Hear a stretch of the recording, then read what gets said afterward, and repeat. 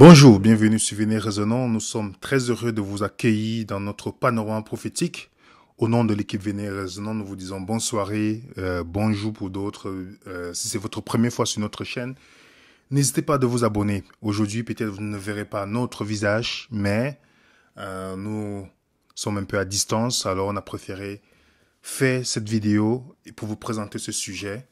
Donc, nous vous remercions pour votre patience et pour votre collaboration. Aujourd'hui, nous allons parler particulièrement toujours dans la suite de notre panorama prophétique, parce qu'on a beaucoup de choses à partager avec vous. Et nous essayons d'aller petit à petit par la grâce de Dieu. Et nous vous remercions déjà avec vos questions que vous nous envoyez. Et n'oubliez, ne vous inquiétez pas, nous tenons compte de vos questions que nous allons répondre au fur et à mesure par la grâce de Dieu. Aujourd'hui, dans notre panorama prophétique, nous allons aborder la question de la persécution finale. Est-ce que l'Église passera par la grande tribulation? Avant d'aborder la question de est-ce que l'Église passera par la grande tribulation, nous allons aborder la question de la persécution finale. La persécution est une chose réelle dans le monde. L'histoire nous montre que c'est toujours facile de persécuter la minorité. Vous voyez de plus en plus dans le monde, on nous dit durant la période de 2020, il y a eu une augmentation de 60% de la persécution des chrétiens dans le monde. Vous avez dans les villages, que ce soit au Pakistan, au Nigeria, où les gens font éruption et tuent tous les chrétiens qui sont dans des villages. Voilà la carte du monde qui nous montre de plus en plus comment les chrétiens sont persécutés. Et ça, ce n'est pas un fait nouveau. Lorsque nous voyons l'actualité aujourd'hui, tous les ingrédients sont en train d'être mis en place pour la persécution des chrétiens. Vous allez me dire, comment c'est possible? Mais de plus en plus, si vous observez avec un regard attentif des événements qui sont en train de se dérouler, vous remarquerez que beaucoup de choses qui sont mises en place et des lois votées vont contribuer à la fin à la persécution des chrétiens. Juste un petit rappel de plusieurs endroits où les chrétiens ont été persécutés. Je veux seulement vous ramener vers l'Empire russe. Avant qu'on parle de la Russie, c'était l'Empire russe. Et sous cet Empire russe, il y avait les tsars. Et à cause de plusieurs divisions internes, les aristocrates, les nobles, les bolcheviks, il y a commencé à avoir des révolutions internes qui, à cause de ce chaos, est née l'Union soviétique. L'une des grandes figures de cette révolution, c'est Lénine. Lénine qui a fait son passation de pouvoir à Staline. Staline qui est comme une grande figure de l'Union des républiques socialistes soviétiques.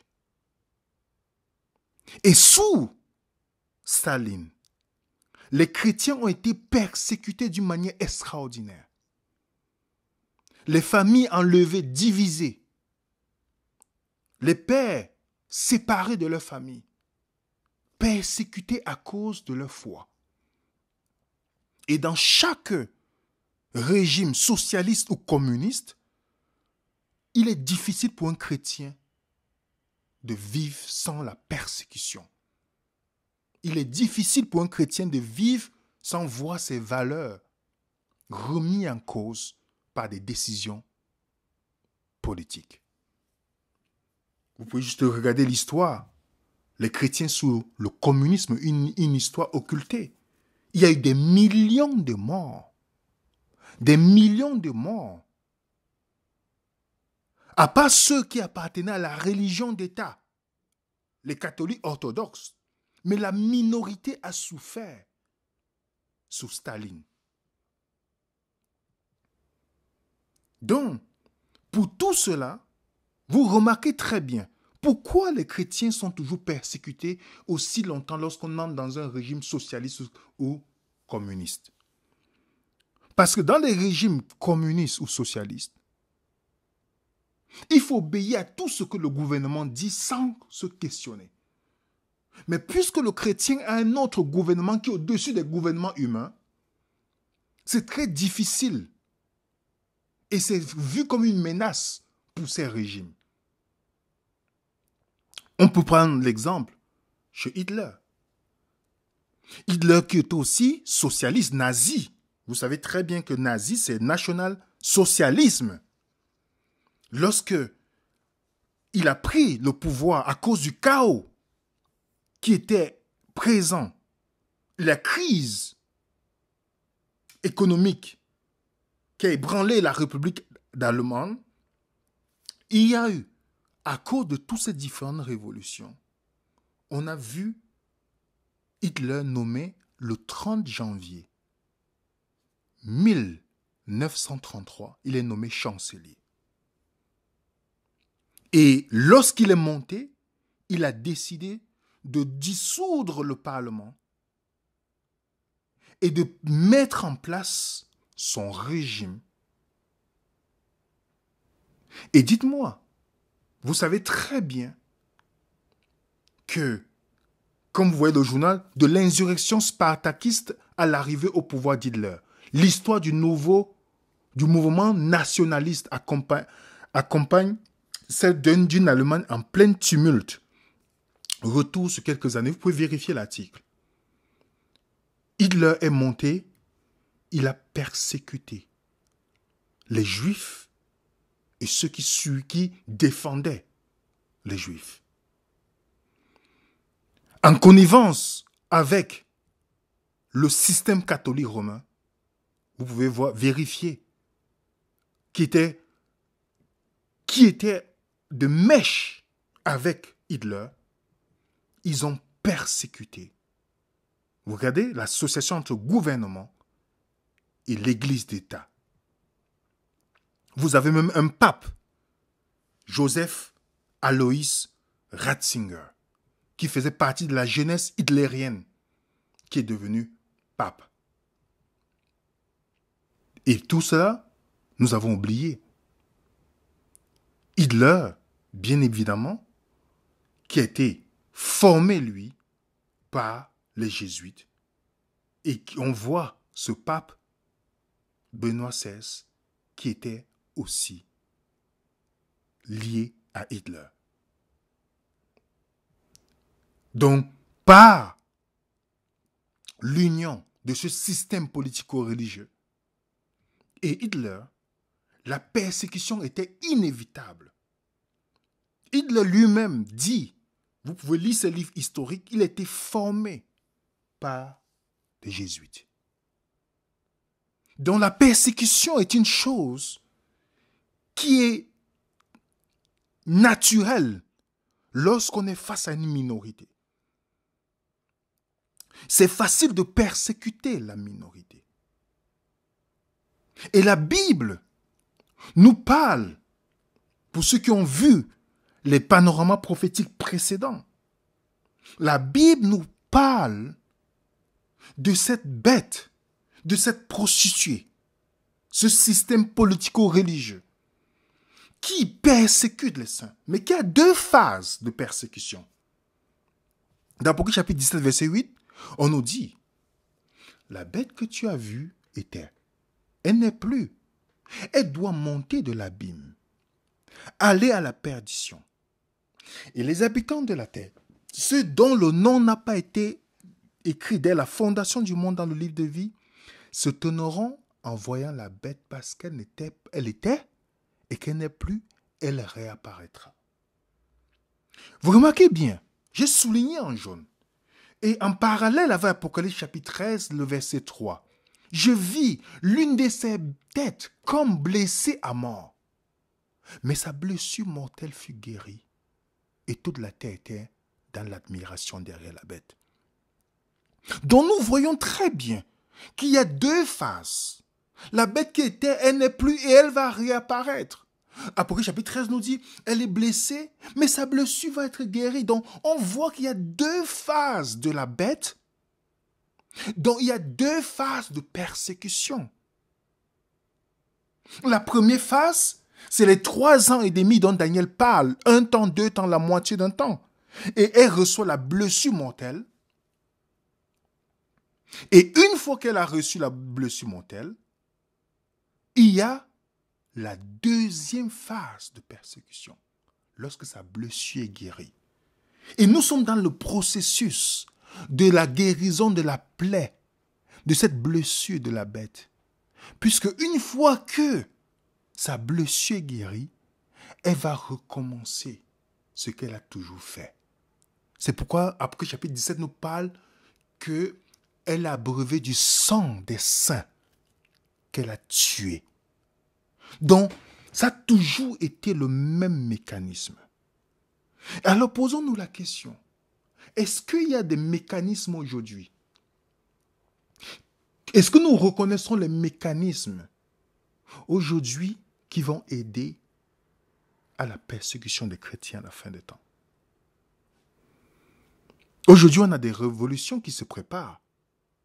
Vous savez très bien. Parce que pour que Staline monte au pouvoir par Lénine ou Hitler, il a fallu toujours un chaos dans le pays. L'économie et toutes ces choses. L'effondrement de la démocratie. On voit, il fallait la division interne. Les plusieurs pays sont divisés. La France, l'Allemagne, voilà, aux États-Unis, au Canada. Il y a la division. Parce qu'il faut, on dit, dans l'emblème même, c'est l'ordre vient du chaos. Pour que l'ordre mondial se mette en place, il faut un chaos. Il faut, par l'inflation, le coût des denrées qui vont augmenter va créer la tension chez les personnes. Il faut une division dans le pays.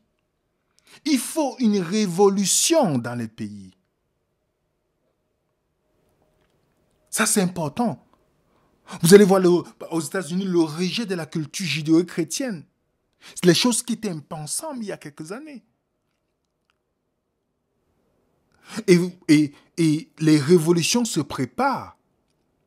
Si vous remarquez bien cette phrase de Monsieur Attali, Monsieur Attali a donné ce discours en 2016, que les Français vont élire quelqu'un qui n'a pas de programme. Vous savez très bien quand le président français Emmanuel Macron est monté au pouvoir, il n'avait pas de programme. Et il faut mettre quelqu'un qui va créer le chaos pour qu'il y ait une révolution. Donc, quand vous voyez les gilets jaunes, c'est la préparation de cette révolution. Parce que il faut que le chaos soit présent.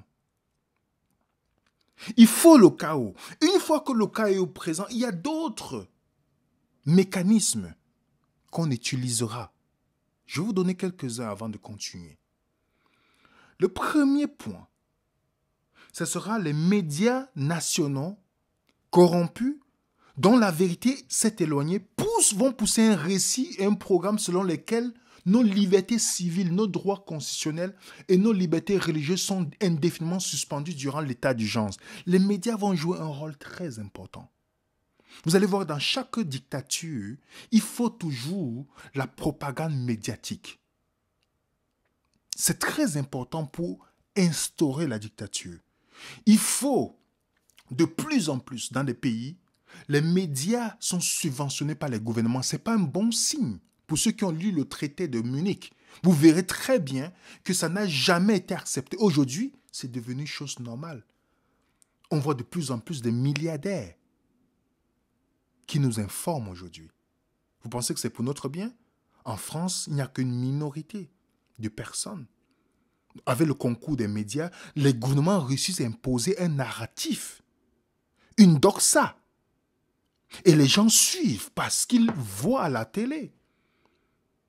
Ils ont des programmes de télévision. Vous remarquez bien, on les programme par ces programmes-là. Aux États-Unis, le New York Times nous parle de des milliardaires qui sont derrière, qui contrôlent l'information. Une minorité, quand vous regardez toutes ces chaînes, vous vous rendez compte à la fin, c'est une minorité de personnes. Ça, c'est le premier point. Pour imposer une dictature, pour pouvoir contrôler une population, c'est très important le pouvoir médiatique. Toutes les dictatures, vous partez dans les pays où les dictatures sont vraiment présentes, vous allez voir qu'il y a le culte de la personnalité des dictateurs. Par qui? Par les médias. Le deuxième point, mes chers amis, c'est le fait que les géants des médias, réseaux sociaux, vont commencer à supprimer les récits qui sont contraires à ce que le gouvernement donne. Vous allez voir par exemple de plus en plus, YouTube va supprimer des chaînes qui apporteront un discours différent. Remarquez bien, de plus en plus de chaînes, on parle même, Google et YouTube se sont mis ensemble pour lutter contre ceux qui vont parler contre le climat. Il faut empêcher toutes les voix dissidentes. On veut seulement une seule voix. Ce que le gouvernement dit, c'est ça qui doit être considéré comme vérité.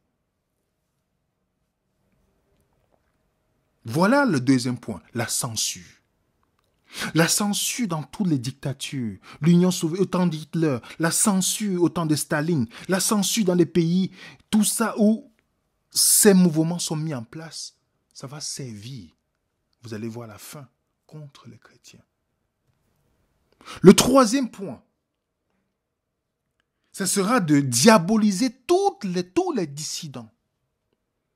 Tous ceux qui parlent contre la doxa, contre ce que le gouvernement met devant, toutes ces personnes vont être diabolisées.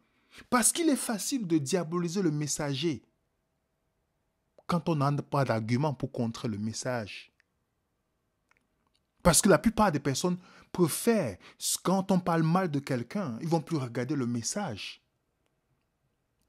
Nous-mêmes à venir raisonnons, on paye les frais tout le temps. Du fait, quand on parle de certains sujets dont on prend position, on va salir telle personne, monter des choses contre telle personne, donner un narratif.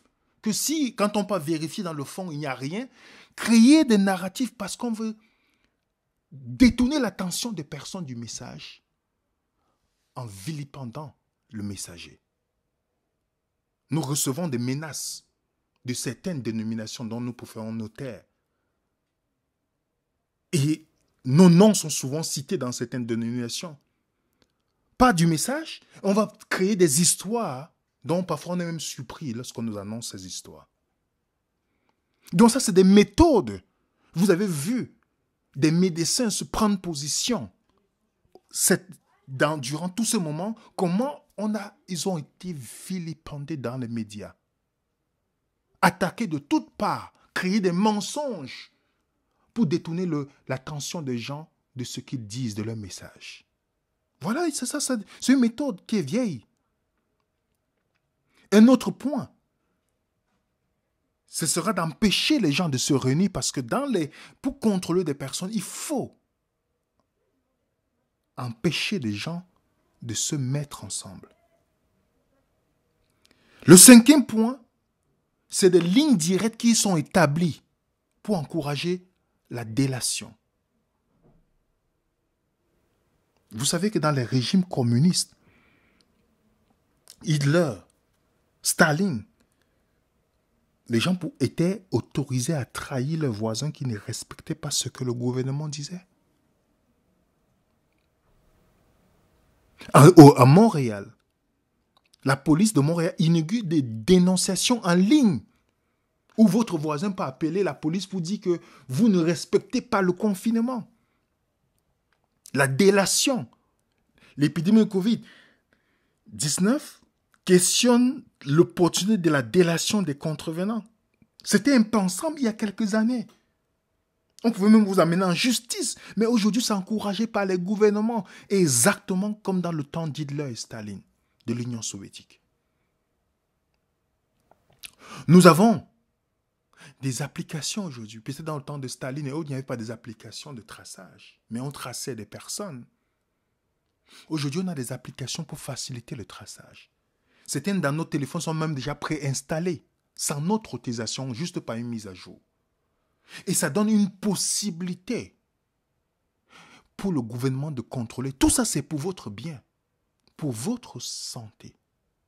Ça donne la possibilité, dont vous pouvez voir dans plusieurs médias, des gens ont commencé par des gens qui ont commencé à parler, les médias sont obligés de parler de ça. Des applications, vous marchez avec votre téléphone, Bluetooth, ça vous signale des connexions dans tous les endroits où vous passez. Vous êtes même parfois connecté à votre insu. Le téléphone peut faire la mise à jour sans votre accord. Et ces instruments qu'on dit que c'est bien pour nous, mais c'est à la fin, ça devient notre ennemi. Parce que par le traçage, il est facile de savoir qui est-ce que vous êtes en contact, où est-ce que vous vous déplacez. Nous avons un autre 7e point qui va servir pour mettre en place, c'est les outils d'intelligence tels que Siri, Alexa, tout ce que nous achetons, nos smartphones, vont contribuer. On est en train d'acheter nos prisons à prix d'or. On achète des téléphones à 2000, 1500. Mais ces téléphones qui nous espionnent, nous avons fait l'expérience de mettre notre téléphone, de parler de quelque chose. Dès que vous ouvrez votre téléphone, vous avez la publicité de ce que vous venez de dire. Ces smartphones qui espionnent nos vies, dont ceux qui les ont faits collectent les informations. Donc vous pouvez être enregistré. Et par ce moyen, on peut savoir vos tendances. Si vous êtes quelqu'un qui est religieux, de telle religion, c'est très facile de passer ce qu'on appelle smartphone. Récemment, ça fait du buzz en 2016, lorsqu'on a vu l'ordinateur du patron de Facebook, comment il a caché sa caméra et fermé le micro de son ordinateur. Est-ce qu'il sait quelque chose? À chacun d'entre nous de voir. Un autre point, c'est le fait qu'il y aura des lois de plus en plus que les gouvernements vont mettre en place pour détruire les familles, pour avoir le pouvoir dans les familles et pour utiliser cela contre ceux qui auront les voix dissidentes. Par exemple, cette dame aux États-Unis qui a perdu la garde de son enfant parce qu'elle n'était pas vaccinée.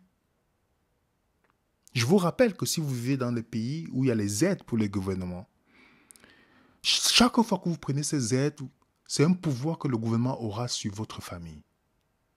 Juste un titre de rappel. Au Québec, un père a perdu, non vacciné, perd temporairement la garde de son enfant. Vous voyez comment ça avance au fur et à mesure? Parce qu'on est en train de partir dans le système de crédit social dont les citoyens sont punis au fur et à mesure, comme en Chine. Même la vitesse d'Internet est diminuée, limitée. Les restrictions imposées par le régime, le Parti communiste. Vous verrez des gouvernements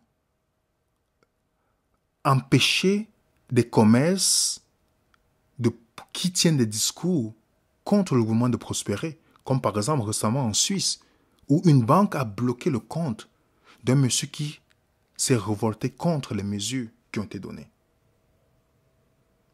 Où on a des rapports des Sénats en France par exemple, qui préconisent de fermer les comptes bancaires de ceux qui sont contre le confinement.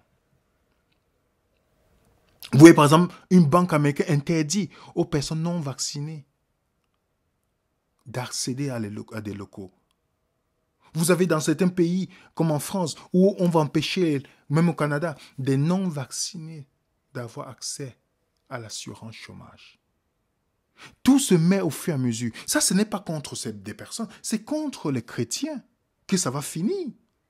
Ceux qui seront contre la marque de la bête.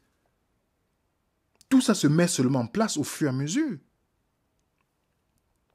Donc, par l'état d'urgence, toutes les choses sont en train d'être mises en place. Donc, quand Jésus nous parle de la persécution, il dit, vous serez haïs de tous à cause de mon nom. On sera traité comme la pire espèce. Peut-être nous ne prenons pas encore en compte parce qu'on a encore un semblant de paix. Mais nous ne prenons pas en compte que nous serons persécutés. Je vous ai dit que cette bête a deux faces. Daniel chapitre 7 nous parle de 4 bêtes, mais dans d'Apocalypse chapitre 13, cette bête-là regroupe toutes les forces des 4 bêtes. Toutes. Vous pouvez voir. Lis Daniel chapitre 7 et Apocalypse chapitre 13. Parce qu'elle regroupe toutes les qualités de cette bête. Et comme elle a 2 faces, la face elle va recevoir sa blessure mortelle et la face où elle va persécuter les gens. Le lion. Vous savez que le lion, qui était le symbole de Babylone, par sa religion babylonienne et le fait d'imposer la loi, il y a une crise contre ceux qui ont voulu s'opposer à la loi du roi de Nebuchadnezzar et ils ont été persécutés. Vous aurez par exemple Luz, la loi infaillible des Mèdes et des Perses, où Daniel a été persécuté. Vous avez le léopard qui est la vitesse. Vous savez que la dernière phase de la persécution sera plus intense que la première phase. Le dragon qui a le pouvoir de la persécution. Le dragon de Daniel 7. Donc nous nous rapprochons au fur et à mesure vers tout cela. Tout est en train d'être mis en place par ce système politico-religieux. Et ils vont s'en servir pour pouvoir accomplir le dessein. La question que nous devons nous poser, avant de continuer, parce qu'on verra comment répondre à la persécution. Mais avant de répondre à cette question, nous devons répondre à une question très importante parce qu'il y a beaucoup de confusion dans le monde chrétien aujourd'hui.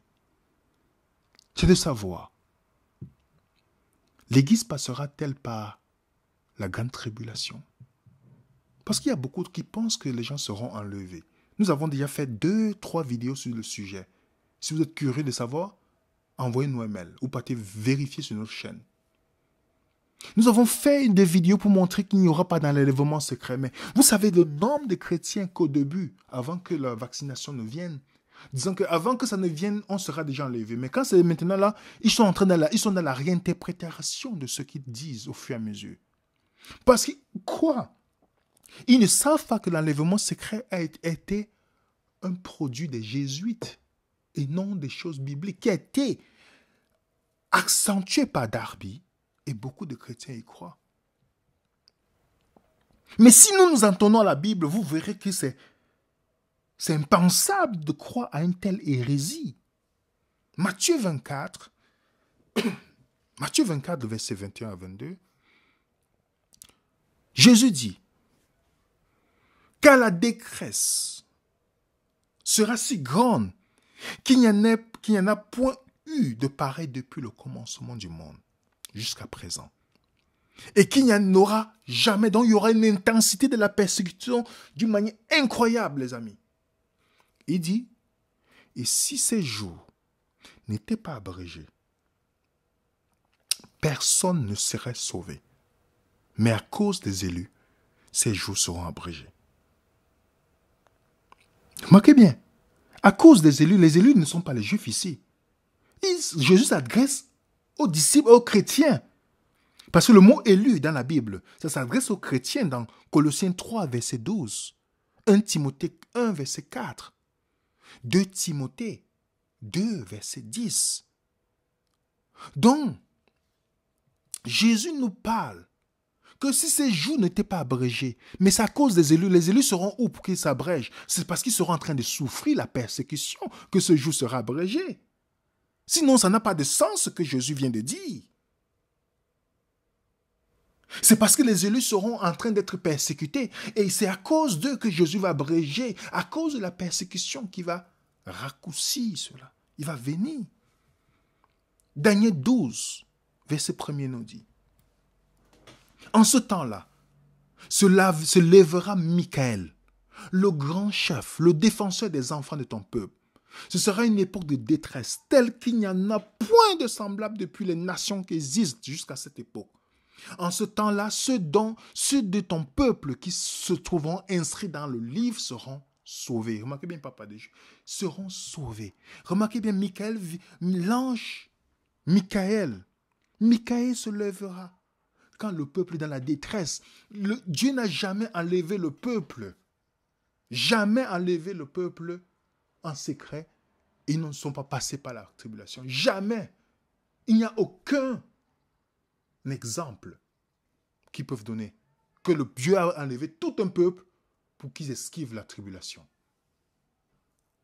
Mais combien de personnes y croient?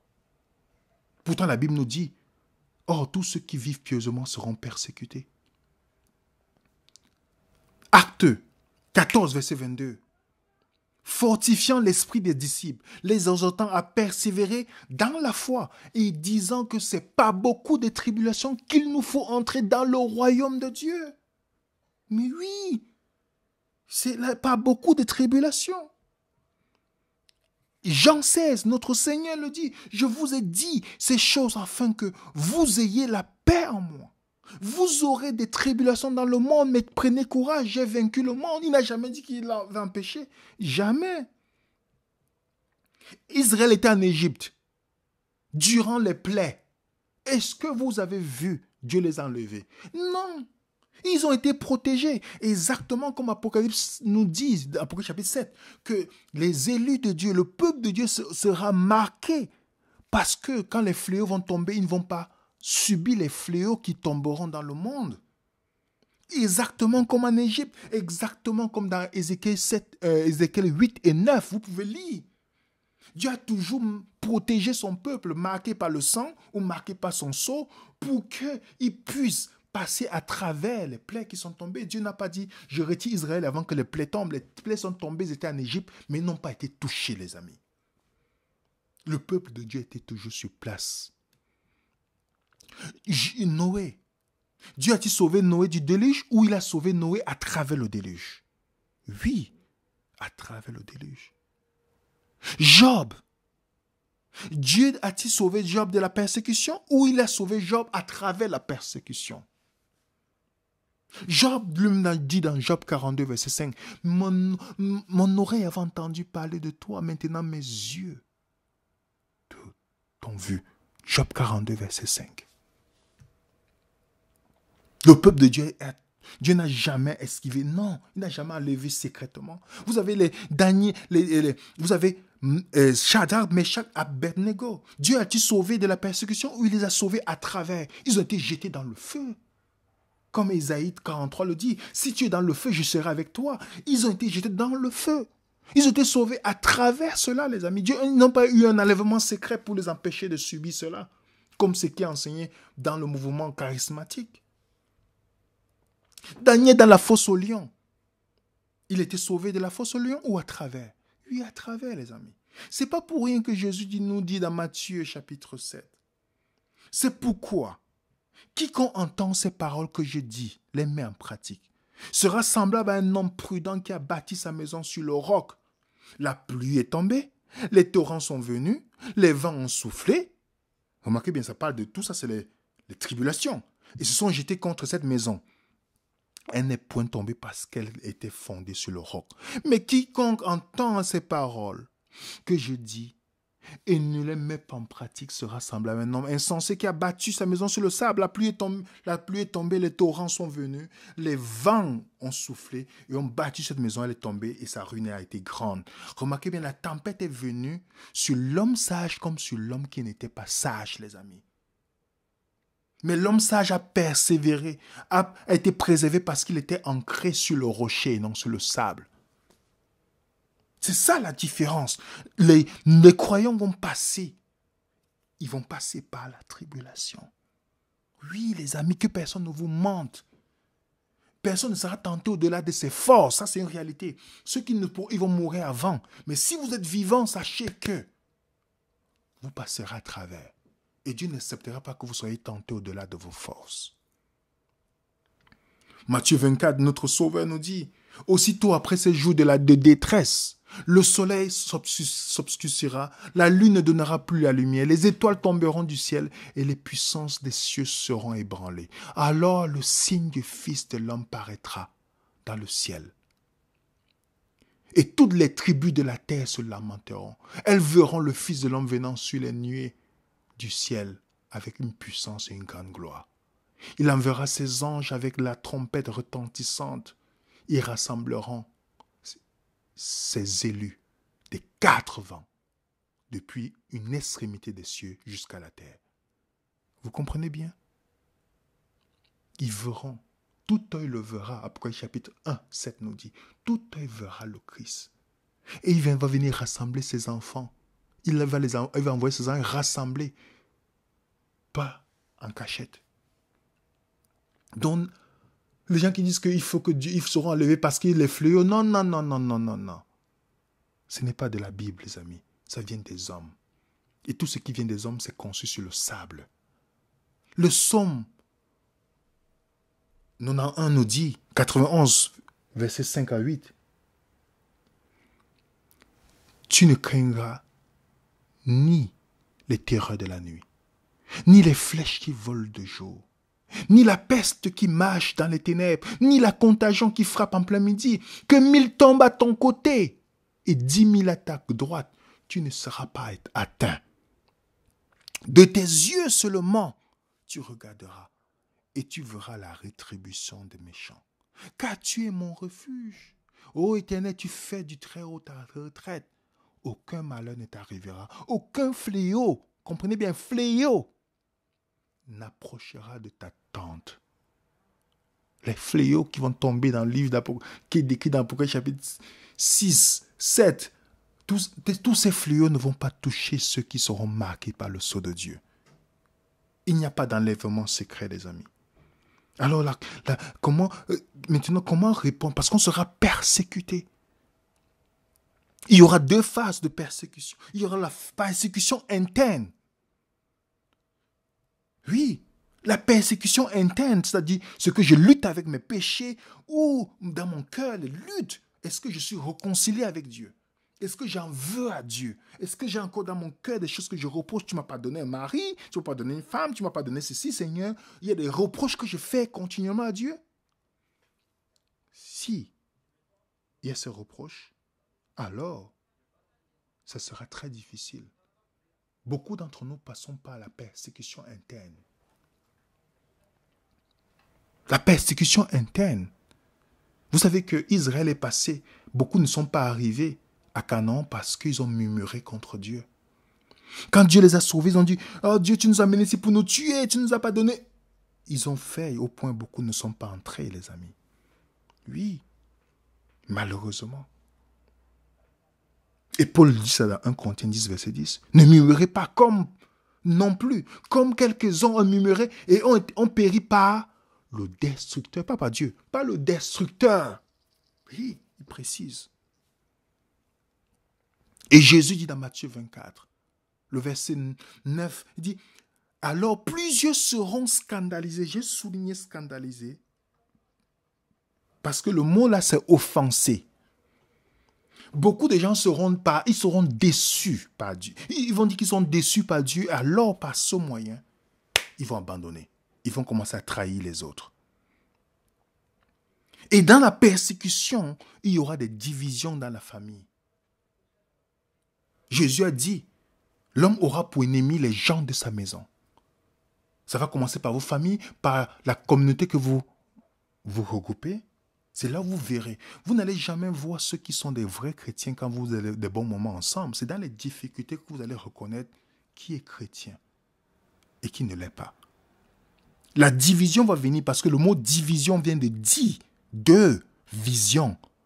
Parce que vous n'allez pas partager la bonne vision avec. Vous n'aurez pas la même vision que des personnes. Ça créera la division.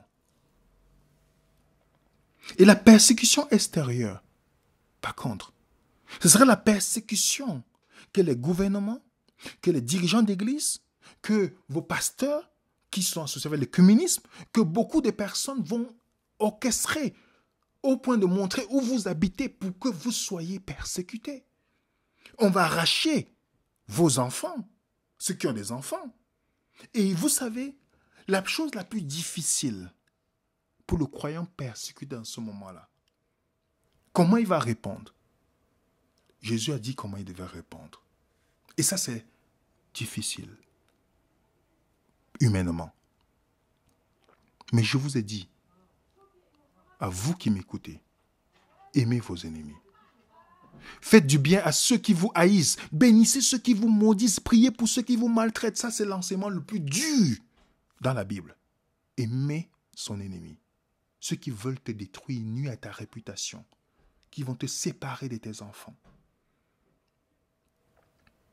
Jésus a été crucifié par ceux qui gardaient le sabbat, qui jeûnaient 2 fois par jour, qui payaient la dîme même sur l'amande. L'amande que vous plantez sur votre jardin pour pouvoir prendre une tasse de thé le soir. Ils payaient la dîme même sur l'amande. Et ça ne les a pas empêchés de crucifier le Sauveur. Vous verrez les pires traîtres. Ce ne sera pas ceux du monde. Ce sera ceux qui, vous croyez, partager la foi avec vous. Qui ont déjà en eux animé d'un esprit de persécution de leur prochain, pensant qu'ils rendent un culte à Dieu, comme Jésus a dit. Les gens vont vous faire du mal. Il dit dans Jean 16, ils vous feront du mal, croyant rendre un culte à Dieu. Croyant rendre un culte à Dieu, donc ils penseront qu'ils sont en train de faire une faveur à Dieu. Le mal qu'ils vont faire contre vous. Ils vont même jeûner, prier pour que Dieu les aide à vous nuire. Et Jésus dit de prier. Voilà la réponse du croyant. Comment vous allez réagir lorsqu'on va vous séparer de vos enfants? Pensez à Daniel. Chers parents qui nous écoutez. Daniel a été séparé. Nebuchadnezzar représentait Hitler dans son temps. Il a tué, créé des massacres, brûlé les villes, amené en captivité. Fournaise, persécution. Est-ce que vous avez vu, ils ont maudit ces personnes? Non. Ils n'ont pas maudit. Mais par la lumière de ces jeunes que Christ brillait à travers eux, Nebuchadnezzar s'est converti. Donc, des personnes qui vont nous persécuter, comment nous allons réagir?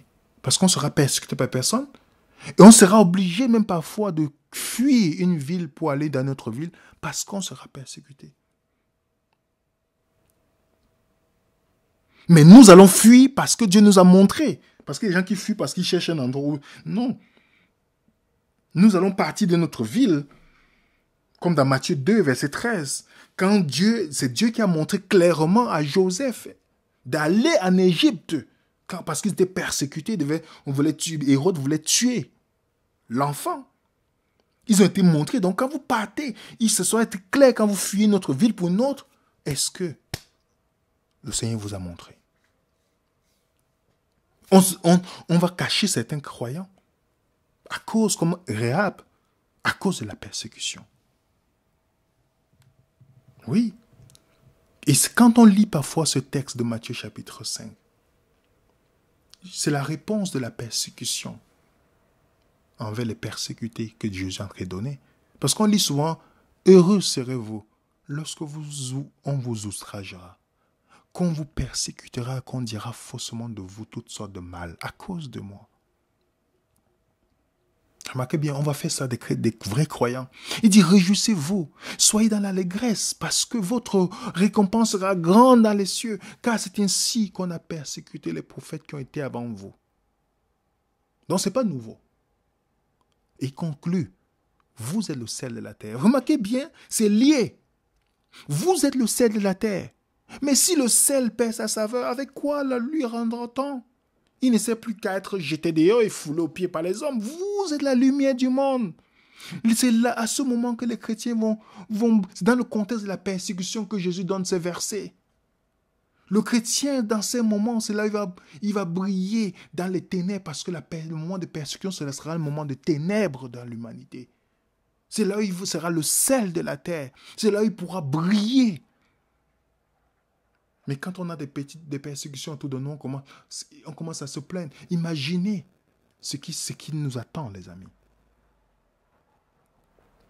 On sera obligé même parfois, comme Paul, de faire recourir, de connaître les lois pour se défendre juridiquement face à la persécution. Est-ce que vous savez que les croyants dans Luc chapitre 12, à partir du verset 11, les chrétiens seront traînés devant les tribunaux pour montrer pourquoi ils croient à telle chose? Est-ce que vous et moi nous sommes préparés pour cela? Est-ce qu'on peut défendre notre foi? Est-ce que vous pouvez expliquer à quelqu'un, sans appeler tel ou tel, pourquoi vous avez choisi Jésus? Est-ce que vous pouvez prouver pourquoi Jésus a existé hors de la Bible? Est-ce que vous pouvez expliquer pourquoi vous ne mangez pas telle, vous ne buvez pas telle chose? Bible à main, sans appeler quelqu'un d'autre. C'est à ceux, parce que Jésus donne dans Luc chapitre 12, il dit de ne pas se préparer à l'avance, car le Saint-Esprit va nous rappeler ce qu'on a appris. Le Saint-Esprit nous rappelle seulement ce qu'on a appris, les amis. Le Saint-Esprit nous dira ce qu'on a appris. Mais ceux qui vivent, parce qu'il y a beaucoup de croyants qui vivent sans savoir que ces moments vont venir. Jusqu'à ce qu'une controverse vienne. J'ai vu combien de personnes m'ont posé la question sur la dîme. Mais ils sont revenus. Pourtant, c'est clair bibliquement. Mais parce qu'ils sont dans un endoctrinement. Ils n'ont jamais essayé d'étudier la Bible.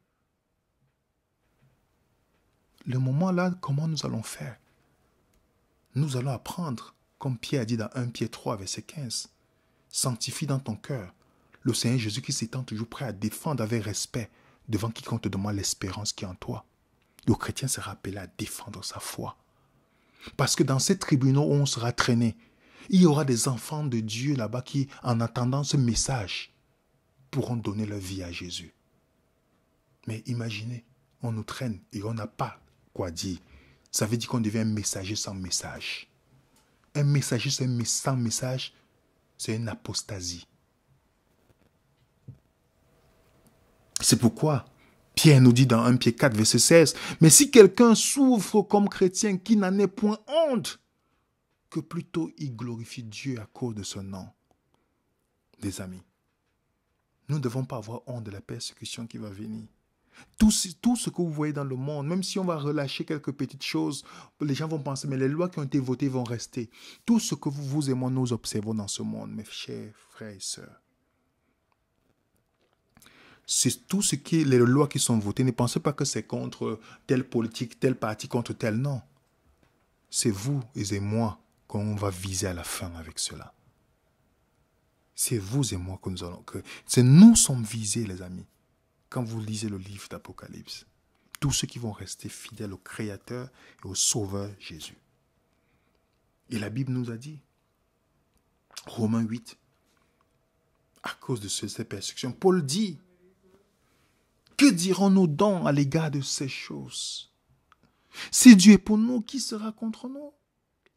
Lui qui n'a point épargné son propre fils, mais qui l'a livré pour nous tous. Comment ne nous donnera-t-il pas aussi toutes ces choses avec lui? Qui accusera les élus de Dieu? C'est Dieu qui justifie. C'est vrai, ce n'est pas les gouvernements, c'est Dieu. Qui les condamnera? Christ est mort bien plus. Il est ressuscité. Il est à la droite de Dieu. Il intercède pour nous. Et il conclut, qui nous séparera de l'amour du Christ?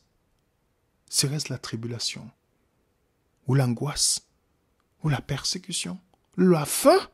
Parfois, il y a des gens qui vont céder à la marque de la bête à cause qu'ils ont faim. Ils n'ont jamais appris à jeûner. Ou la nudité, parce qu'ils vont chercher le matériel de la mode pour mettre sur eux. Ou le péril, ou l'épée. Selon ce qu'il est écrit, c'est à cause de toi qu'on nous met à mort tous les jours. Qu'on nous regarde comme des brebis destinées à la boucherie. Parce que les chrétiens seront des brebis, ils n'auront pas des cornes pour se défendre à ce moment-là. Mais dans toutes ces choses, nous sommes plus que vainqueurs par celui qui nous a aimés. Car j'ai l'assurance que ni la mort, ni la vie, ni les anges, ni les dominations, ni les choses présentes, ni les choses à venir, ni les puissances, ni la hauteur, ni la profondeur, ni aucune créature ne pourra nous séparer de l'amour de Dieu manifesté en Jésus-Christ, notre Sauveur, notre Seigneur, pardon. Voilà. Paul dit, qu'est-ce qui peut nous séparer? Est-ce que c'est des créatures? Est-ce que c'est la persécution? Est-ce que c'est la famine? Est-ce que c'est l'épée? Et ici, c'est toutes ces choses. Aucune de ces choses. Qu'est-ce qui peut nous séparer de l'amour de Dieu manifesté en Jésus-Christ? Vous savez, celui qui va tenir, qui va dire qu'il ne pourra pas, c'est l'amour qui va... C'est parce qu'il a vu l'amour de Dieu qu'il ne pourra jamais relâcher les mains, les amis. Oui, parce que Jésus va se lever pour ses élus. Daniel 12 nous l'a dit. À ce temps-là, il se lèvera. Quand Michael se lève, ça sonne la fin, les amis. C'est la fin. Donc dans ce moment de détresse qu'on appelle le temps de trouble de Jacob, où on aura l'impression que Dieu nous a abandonnés, il n'y aura plus d'intercession à ce moment. On vivra une persécution que si on n'a pas vécu selon la justice de Dieu, si on n'a pas mis pas la justification par la foi, parce que l'ennemi va nous rappeler nos fautes. Mais si on n'a pas vécu par la justification par la foi, beaucoup vont culpabiliser. Vous savez qu'il y a les chrétiens qui vivent sur la culpabilité. Ils culpabilisent tout le temps. Même s'ils ont demandé pardon, ils culpabilisent. Parce qu'ils ne vivent pas. L'ennemi va utiliser justement cet instrument de culpabilisation. Le fait qu'ils vont culpabiliser, l'ennemi va s'en servir. Et ils vont lâcher la main de Dieu pensant que Dieu n'est plus avec eux. Et alors il va se réjouir. Donc si nous n'avons pas appris, que lorsque nous nous confessons dans 1 Jean 1 verset 9, si nous confessons nos péchés, il est fidèle et juste pour nous laver et nous purifier de toutes nos iniquités. Et de se lever en croyant pas parce que nous avons eu la chair de poule sur nous, mais par la foi, parce que c'est pourquoi. C'est pourquoi dans 1 Jean 5 verset 4, 1 Jean 5 verset 4, il nous dit, ce qui nous permet d'avoir la victoire sur le monde, c'est la victoire de notre foi. 1 Jean 5 verset 4. L'ennemi va se servir de tout. C'est pourquoi vous allez voir dans le livre d'Apocalypse, l'agneau de Dieu est cité environ 29 fois. Ce n'est pas la marque de la bête, c'est seulement une petite minorité de fois. Parce que celui qui a l'agneau, on dit heureux, celui qui a l'agneau n'aura pas à craindre. Parce qu'il a vécu toute sa vie dans la dépendance totale à Dieu. Ça veut dire que quand il sait qu'il est un pécheur, il ne sera jamais à la place pour condamner les autres. Parce qu'il sait qu'il est un pécheur. Alors par cela, il vivra tout le temps en disant « Aie pitié de moi, pauvre pécheur que je suis, Seigneur. » Regardez les 2 personnes qui sont entrées dans la synagogue pour prier. Le pharisien moderne que nous avons aujourd'hui auprès de nous, qui venait nous dire « Seigneur, je jeûne 2 fois, je donne la dîme, je fais ceci. » Et l'autre entré n'a même pas pu lever les yeux au ciel. Il s'est remis totalement seulement à la justice de Dieu. Jésus dit, c'est celui-là qui est justifié. Vous pensez que l'ennemi peut avoir de la force lorsqu'un chrétien sent qu'il est faible, qu'il s'appuie seulement sur Jésus? Un chrétien qui est à genoux ne peut pas tomber, les amis. Celui qui s'appuie uniquement sur le rocher, l'ennemi le sait. C'est pourquoi ceux qui n'ont pas l'assurance du salut vont lâcher la main de Dieu. Ceux qui n'ont pas l'assurance du salut vont lâcher la main de Jésus à la fin des temps. Si vous et moi, nous n'avons pas l'assurance. Et vous savez comment on peut savoir qu'on a l'assurance? Posons-nous la question. Quand nous n'avons pas, nous perdons notre travail. Nous n'avons pas quelque chose. Est-ce qu'on cherche à aider Dieu pour obtenir ces choses? Est-ce qu'on commence à douter de Dieu parce qu'on n'a pas de travail? On n'a pas de quoi manger? Est-ce que vous savez que si vous avez le doute sur ces petites choses, ça montre que vous n'avez pas l'assurance pour votre salut. Si vous n'avez pas la joie de vivre avec Jésus, parce que la joie du chrétien n'est pas basée sur les circonstances, mais c'est un état d'esprit parce qu'il sait qu'il y a là-bas pour lui. Qui a là-bas pour lui. C'est pourquoi dans le Psaume 51 de la confession de David, dans le verset 14, il dit « Rends-moi la joie de ton salut » parce qu'il y a une corrélation entre le salut et la joie. Quand vous voyez les chrétiens tristes, ça ne vous donne même pas envie de devenir chrétien. Vous voyez les chrétiens chanter pour Jésus, vous pensez qu'il vous partez un enterrement. Pourtant, nous devons nous réjouir parce que dans tout ce qu'on va nous retirer, c'est là où nous aurons tout parce qu'on aura Jésus. Mais si vous et moi nous sommes tristes, comment nous pouvons être une lumière pour ce monde? Et lors de la persécution, si je n'ai pas l'assurance envers Jésus maintenant, comment je tiendrai? Et cette assurance se manifeste par le fruit de l'esprit. Vous n'avez pas vu? Dans Galates chapitre 5, le verset 22. Le fruit de l'esprit. Il commence par la joie. Est-ce que c'est un hasard? La joie, c'est l'amour qui s'extériorise.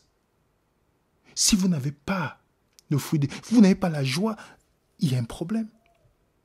C'est pourquoi nous devons demander à Dieu, dès maintenant, je veux l'assurance.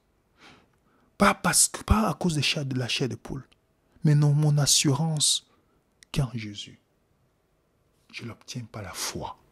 Et quand je vis par cette foi, l'ennemi, c'est qu'il a tout perdu. Nous aurons des tribulations. Jésus l'a dit. Mais tenez bon, j'ai vaincu le monde. Et ceux qui persévéreront jusqu'à la fin. Il n'y a pas à sauver une fois sauvé pour toujours. Non, ceux qui persévéreront jusqu'à la fin seront sauvés. Que Dieu vous bénisse et nous bénisse abondamment. N'hésitez pas de nous poser des questions dans notre adresse email que vous voyez affichée. Et nous vous remercions pour votre patience, pour votre temps. Que la paix du Seigneur soit avec vous. Et au nom de l'équipe Venez Raisonnons, nous vous disons bonne soirée. À très bientôt sur Venez Raisonnons.